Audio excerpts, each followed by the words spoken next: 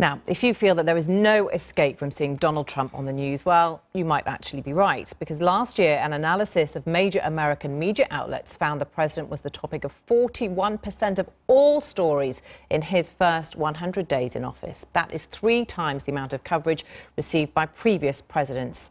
Well, my next guest believes that Trump's domination of the news cycle is making it just harder to tell other important stories. Freelance journalist Sulome Anderson has covered the war against ISIS in Iraq, child suicide among Syrian refugees, and Hezbollah's position in Lebanon. But she is finding it harder to successfully pitch foreign stories and has decided to head home. Well, Sulome joins me now from Beirut. A very warm welcome to you. Thanks very much for being with us.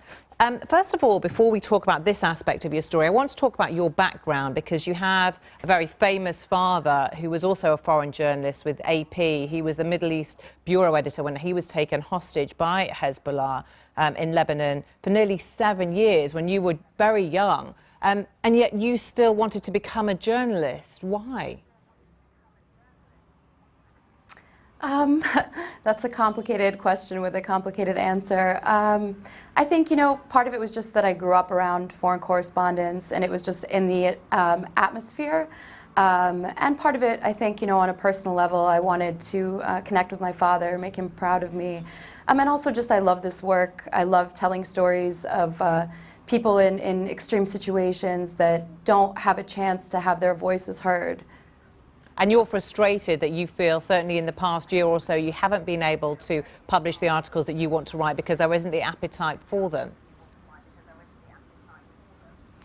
Yeah, it's just been more and more difficult. I used to have very little trouble selling a piece. I think, after some time doing this job, I have a good sense for what stories are going to work for editors and what aren't.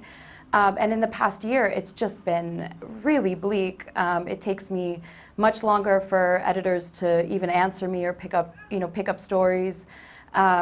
It's just the atmosphere has changed very obviously from my perspective, and it's not just me. I've heard this from other freelance journalists that I speak with. Foreign reporting has been on the decline, certainly in print media, for many years because it is very, very expensive to sustain, isn't it? Yeah, I mean, it does cost a lot of money to keep somebody safe in a war zone. But when you don't spend that money, people are always going to need those stories. So news organizations are more and more relying on freelancers, but they don't offer the kinds of protections or the kind of compensation that is required to safely and adequately report these stories.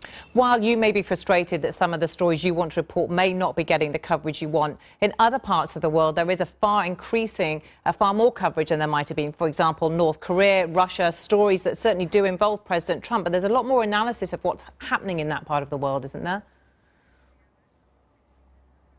I mean, yes and no. I feel like I actually know less about North Korea's internal politics in this situation actually in the country than I know about how the North Korea situation relates to Trump and America. So I think there is more coverage, but I don't necessarily think it's the kind of coverage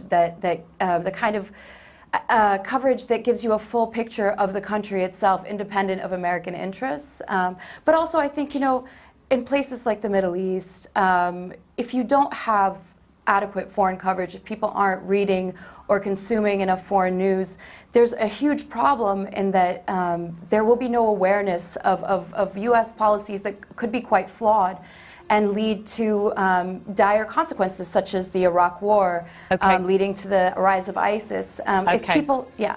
Sulome, I'm sorry to interrupt you, but we are out of time. Really interesting to get your thoughts. Thank you very much for joining us here on GMT. Thank you.